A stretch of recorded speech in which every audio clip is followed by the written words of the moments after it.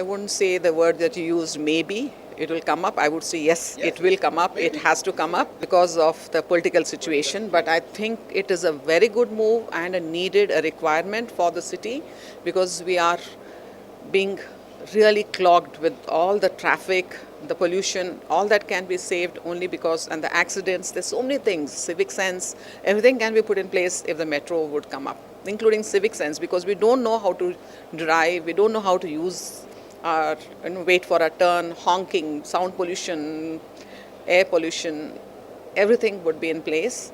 And also the underprivileged, the people who cannot, buy vehicles and all that would be saved.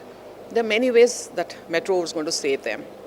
And I hope it will come at the earliest, as soon as possible. Disadvantages I would think about when you're broadening the roads and all that, most probably, hopefully, we do not destruct any historical place or any place worth of any history should not be touched.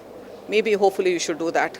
And as soon as possible, it should be done so that we can be saved. And disadvantages, I would not think about much disadvantages. When then in India, we have Delhi as an example, and it is doing well.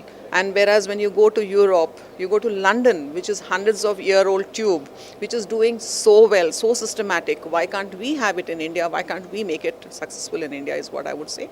I think metro would do great for the city. And hopefully because of that, the whole city would improve. And probably the roads also would be taken care of because there would be space to be looked into and the municipality will work on it better. And the roads also in the long run will improve, get into that. That facilities also have to be looked into, not only senior citizens, even handicapped people.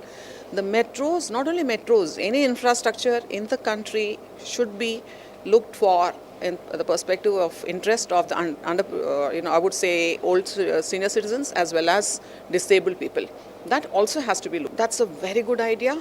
It's a very good idea to pick up from the children, I would say. See, they're all college students, university students, plus school students.